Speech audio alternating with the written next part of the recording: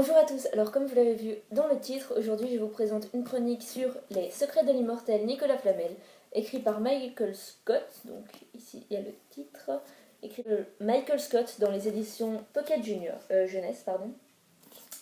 Donc ici vous avez le tome 6, l'Enchantresse, donc je vais vite fait vous dire les tomes. Donc comme vous voyez il est vert et il y a un effet de relief en fait. Donc je tiens à dire que ça, donc c'est pas l'édition poche. Donc voilà, c'est la grande édition comme vous pouvez le voir, donc par rapport à un autre livre qui est dans les éditions Gallimard Jeunesse, vous pouvez voir que voilà, ils sont à peu près de la même taille, sauf que celui-là est plus large. Et donc dans l'édition poche, il n'y a pas ces reliefs, et ce que je trouve un peu dommage, c'est vraiment quelque chose de plat et ça enlève un peu le charme.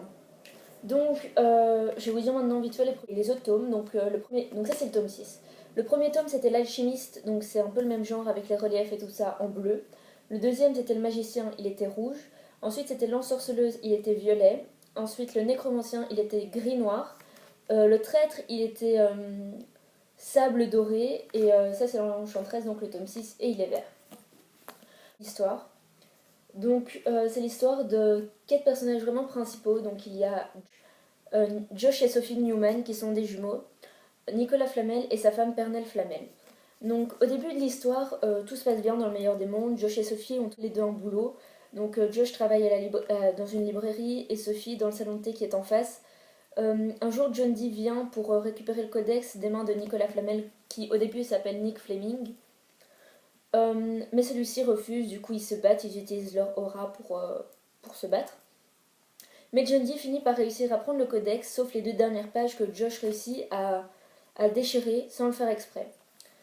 De là, on connaît une prophétie, donc malheureusement elle n'est pas notée ici, mais on connaît une prophétie qui dit que des 2 jumeaux d'aura d'or et d'argent, ce que sont Josh et Sophie, c'est-à-dire que Josh a une aura d'or qui sent l'orange et Sophie une aura d'argent qui sent la vanille.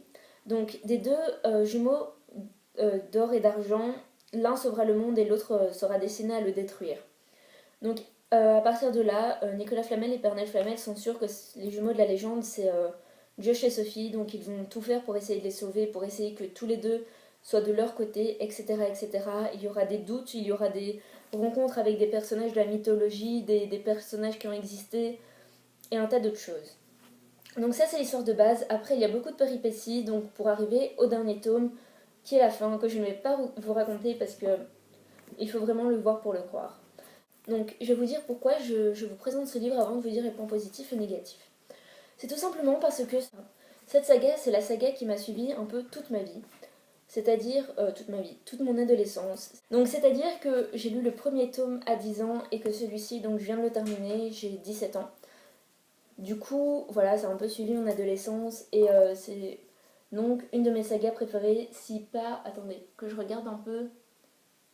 Bon, Lou, en tant que BD, ça ne compte pas, je pense. Du coup, oui, c'est ma saga préférée, c'est ce qui m'a un peu suivi. Maintenant, je vais vous présenter les points positifs et négatifs dans mon petit carnet. Avec ma petite girafe, vous devrez vous y habituer parce que c'est toujours dedans où je mettrai mes points positifs et négatifs. Donc voilà, nous sommes à la page des secrets de l'immortel Nicolas Flamel. Et je vais vous présenter mes points d'abord positifs. Donc pour les points positifs, il y a tout d'abord le fait que ce qui est bien, c'est que ça mélange donc toutes les mythologies, plus des personnages ayant réellement existé, comme Nicolas Flamel, John Dee, Virginia Dare, Shakespeare lui-même. Donc Shakespeare, John Dee, Virginia Dare, comment il s'appelle? Le comte de Saint-Germain, Nicolas Machiavel, et donc un tas d'autres personnages qui ont réellement existé et dont la mort a été mystérieuse, ou alors que leur vie a été mystérieuse et donc il a mystifié leur mort. Ensuite, il y a 3 twists finales en fait dans ce tome 6, donc qui est un autre point. Je peux pas vous les dire, mais ce sont vraiment des choses qui vous scotchent en fait. Parce que ça veut un peu dire que toute la vie de Josh et Sophie... Donc un des twists finales, c'est que toute la vie de... Non, les 2 twists finales sont que toute la vie de Josh et Sophie a été basée sur le mensonge. Et le troisième, c'est juste un personnage que l'on rencontre qui est assez mystérieux, qui s'appelle Marie Tew, Et à la fin enfin, on le rencontre, je pense, au tome 5 ou au tome 6. Et à la fin du tome 6, on découvre qui c'est, et c'est un des twists finales de cette saga. Ensuite, il y a le fait qu'il y a du voyage dans le temps, donc je ne peux pas vous dire à quel moment, mais il y a du voyage dans le temps, et c'est très important. Ensuite, il y a énormément de suspense, énormément de péripéties, énormément de morts. Ensuite, il y a le fait que c'est un narrateur omniscient, donc qui connaît tout en fait, donc il connaît tous les points de vue. Et on va dire qu'à chaque chapitre, Michael Scott change de point de vue de personnage. Ensuite, j'ai 2 points négatifs. Enfin, pour moi, c'est pas des points négatifs, c'est justement des points positifs, mais peut-être que pour certaines personnes, ce pourrait être des points négatifs. Donc tout d'abord, c'est qu'il y a beaucoup trop de personnages. Enfin, moi personnellement, j'ai trouvé, mais pour moi c'est un bon point, parce que j'aime quand il y a beaucoup de personnages dans mes romans. Mais pour certaines personnes, il peut y avoir trop de personnages, et on peut se perdre en fait dans le fil. On peut peut-être oublier qui est Ekat, Virginia Dare et tout ça. Enfin, moi j'oublie pas parce que suite à la lecture de ce livre, j'ai fait des recherches sur chaque nouveau personnage, vu que je savais que c'était la mythologie ou quoi, et du coup, à chaque fois, j'ai trouvé de nouvelles choses. Et le deuxième point négatif que j'ai trouvé, c'est le fait qu'il y a trop de chapitres et qu'il n'y a que quelques pages par chapitre. Donc ce peut être un point positif et négatif. Ça peut être un point négatif dans le sens où les gens aimeraient savoir plus de choses en un chapitre, pouvoir en fait s'arrêter à pour faire un chapitre par jour ou 2-3 chapitres par jour. Donc par exemple là je viens de trouver un chapitre de 5 pages. Mais ça peut être un point positif parce que ça nous donne l'impression d'avancer dans le livre.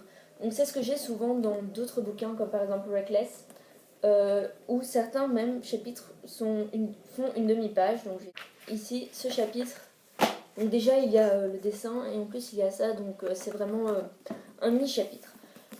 Donc après ça dépend du point de vue. Moi j'ai adoré cette saga, c'est ma saga préférée et je pense qu'elle le restera toute ma vie. J'ai même envie de relire tous les tomes en fait, parce qu'ils m'ont énormément plu. Je trouve que l'écriture est vraiment facile à lire, mais sans que ce soit trop bébé. C'est vraiment pour de jeunes adultes, pour des gens qui sont passionnés de fantasy et à la fois de réalisme, parce que ce livre apporte beaucoup de réalisme tout en apportant beaucoup de fantasy. Ceci fait que c'est un livre, enfin une saga en tout cas, vraiment géniale et que je vous incite vraiment à le lire. Voilà, alors j'espère que cette petite chronique vous aura plu, que j'aurais pas eu l'air de trop vous vendre le livre, mais je l'aime énormément. Du coup, voilà, je vous fais de gros bisous et je vous dis à bientôt.